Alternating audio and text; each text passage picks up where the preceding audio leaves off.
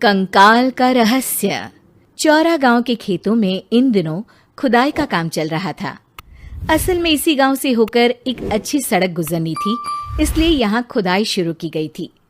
अचानक एक दिन खुदाई करने वाली मशीन से कुछ टकराता है।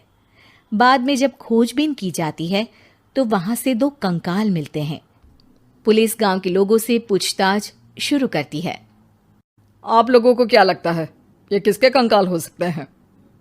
अरे साहब, हमें क्या पता ये किसके कंकाल है, आप ही लोग पता लगाइए। हम लोग तो बहुत ज़्यादा डरे हुए हैं। हाँ, हमारी फॉरेंसिक टीम अभी आ रही है। ये बताओ कि इस गांव के रहने वाला कोई जोड़ा गायब तो नहीं ना? क्योंकि शुरुआती जांच में तो ये बात सामने आ रही है कि एक कंकाल किसी पुरुष का है तो एक किसी महिला का। साहब, हमें तो बहुत डर लग रहा है। ऐसे कंकाल मिलने का मतलब गांव के आसपास ही किसी की हत्या हुई है या फिर किसी को जलाकर मार डाला गया है। हाँ साहब, हम अपने परिवार को लेकर बहुत ही ज्यादा परेशान हैं। देखिए, आप लोगों की परेशानी हम समझ सकते हैं, लेकिन आप लोगों को पुलिस का सहयोग करना होगा, क्योंकि आपके सहयोग के बगैर हम ये पता नहीं लगा सकते हैं कि आखिर ये किसके कंकाल है और इनकी हत्या किसने की। ठीक है साहब, गांव के लोग आपका पूरा सहयोग करेंगे। हाँ साहब, पूरा सहयोग करेंगे। तो फिर ठीक है, हम अपनी जांच शुरू कर देते हैं। कुछ दिन बाद जांच रिपोर्ट आ जाती है। पता चलता है कि ये कंकाल करीब 20 साल पुराने हैं, यानी 20 साल पहले किसी जोड़े की हत्या कर शव को यहाँ पर दबा दिया गया था। इंस्पेक्टर राघव, ये बताओ कि 20 साल पहले की मर्डर मिस्ट्री क्या आप सुलझ सकती है? हाँ सर, क्यों नहीं, लेकिन अब सबूत और गवाह काफी मिट गए होंगे। मुश्किल तो होगी, लेकिन शायद किसी परिवार को इंसाफ मिल सके। इंस्पेक्टर राघव, आप बिल्कुल सही कह रहे हैं। किसी परिवार को तो इंसाफ मिलेगा ही और किसी को उसके किए की सजा भी मिलेगी। जी सर, मैंने तो जांच शुरू भी कर दी है। 20 साल पहले इस गांव के 2 जोड़े अचानक कहीं गायब हो गए थे। मैंने दोनों ही परिवारों के बाकी के सदस्यों से बातचीत शुरू की तो उन्होंने बताया कि उनके बच्चे शहर गए थे, लेकिन आज तक वापस नहीं लौटे हैं। लेकिन ये दोनों शव किस परिवार के सदस्यों के हैं, ये कैसे पता चल सकेगा? सर, मैंने डीएनए टेस्ट करवा लिया है। आज शाम तक इसकी रिपोर्ट भी आ जाएगी। अच्छा, ठीक है। उसी शाम को सर, डीएनए रिपोर्ट के मुताबिक ये दोनों ही लाशें चौरा गांव के रहने वाले प्रधान सुल्तान सिंह के बेटे और बहू की है। लेकिन इनकी हत्याएं किसने की है, ये कैसे पता लगेगा? इसी का तो पता लगाने की कोशिश में जुटा हूं सर। आज सुल्तान सिंह से मिलने भी जा रहा हूं।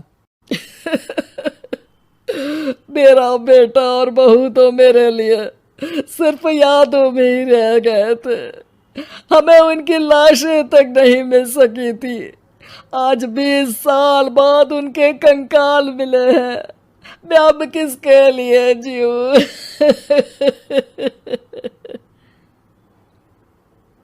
लेकिन सर, क्या आपकी किसी से कोई दुश्मनी थी?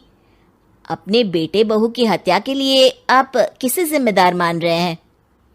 अब मैं किसका नाम बोलूं? मेरी तो किसी से दुश्मनी नहीं थी, बस मेरे बेटे बहू को कोई वापस ला पाता।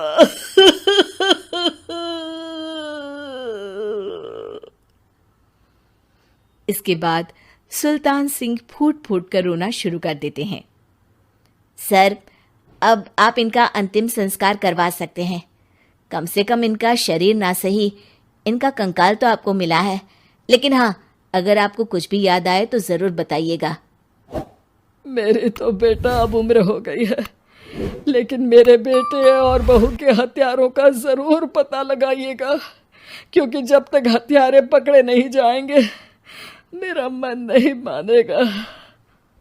सर, हमारी पूरी कोशिश रहेगी हत्यारे को पकड़ने की।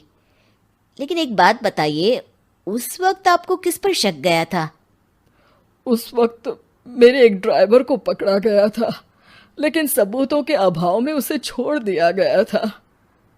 अच्छा, और ड्राइवर पर कैसे शक हुआ था? क्योंकि उस दिन ड्राइवर छुट्टी पर था। उस समय लेकिन लाश क्यों नहीं मिल सकी थी? उस वक्त पुलिस ने बहुत कोशिश की थी, लेकिन दोनों की डेड बॉडी नहीं मिल सकी थी। ठीक है, हमारी तफ्तीश चल रही है, मैं फिर आऊंगा। इसके बाद इंस्पेक्टर वहां से चला जाता है और सुल्तान सिंह अपने बेटे और बहू की याद में खो जाते हैं। कुछ दिन बाद सुल्तान सर, एक बात बताइए, जब आपके बेटे बहू की हत्या हुई थी, उसी के आसपास आपके ही गांव का रहने वाला एक और जोड़ा उसी वक्त गायब हो गया था ना? हाँ सर, अलका और अभिषेक, वो भी मेरे बच्चों जैसे ही थे। तो फिर वो कहाँ है?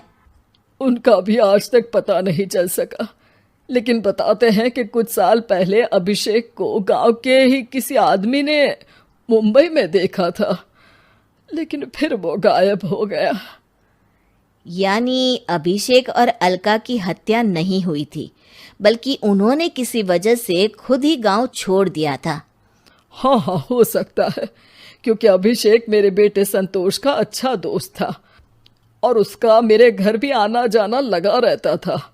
हो सकता है कि उसने मेरे बेटे और बहू के बारे में सुन लिया हो और ये गांव छोड़ दिया हो सकता है। उनके परिवार का कोई अब नहीं रहता क्या इस गांव में? अब तो कोई नहीं रहता। एक चाचा थे, लेकिन उन्होंने भी अपना पुश्तैनी मकान बेच दिया है। वो भी अब कहीं शहर में ही बस गए हैं। ओह, अभिषेक और अलका के बारे में भी पता लगाना होगा। हो सकता है कि वही इस हत्या के बारे में कुछ बता सके। हो तो सकता है, लेकिन वो बेचारे तो खुद ही वक्त के मारे थे, वो क्या बताएंगे। फिर भी सर, जब केस दोबारा खुला है तो जांच तो करनी ही पड़ेगी, और इस बार तो लाशें भी बरामद हुई है। कुछ दिन तक लगातार तफ्तीश चलती रही। एक दिन थाने से सुल्तान सिंह को फोन आता है। हाँ, कौन बोल रहा है? सर, मैं कांस्टेबल तुलाराम बोल रहा हूँ थाने से। आपको थाने आना पड़ेगा। थाने? लेकिन क्यों? सर, किसी की पहचान करवानी है। अच्छा ठीक है, मैं दोपहर तक पहुंचता हूँ। सुल्तान सिंह दोपहर में थाने पहुंचता है। कई पुलिस के अधिकारी वहां मौजूद रहते हैं। सर, आपके बेटे की हत्या का रहस्य आज शायद सुलझ जाए। अच्छा इंस्पेक्टर राघव, पर वो कैसे? सर, उस आदमी को देखिए, क्या वही अभिषेक है? सुल्तान सिंह की आंखों में हैरानी से आंसू आ जाते हैं।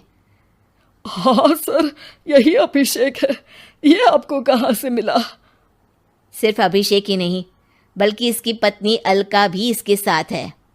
मैडम, जरा अभिषेक की पत्नी को लाइए। जैसे ही अलका को पेश किया जाता है, सुल्तान सिंह जमीन पर गिर जाते हैं। सुल्तान सर, क्या हुआ आपको? आप अलका को देखकर गिर क्यों गए?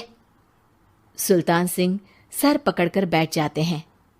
ये अलका नहीं, बल्कि ये तो मेरी बहू रितु है। पूरा थाना एक दूसरे का मुंह देखने लगता है। क्या? इसके बाद हर किसी को दो कंकाल और हत्या का रहस्य समझ में आ गया। अभिषेक और रितु ने मिलकर संतोष और अलका की हत्या की थी और लाश को जमीन के नीचे दबा दिया था।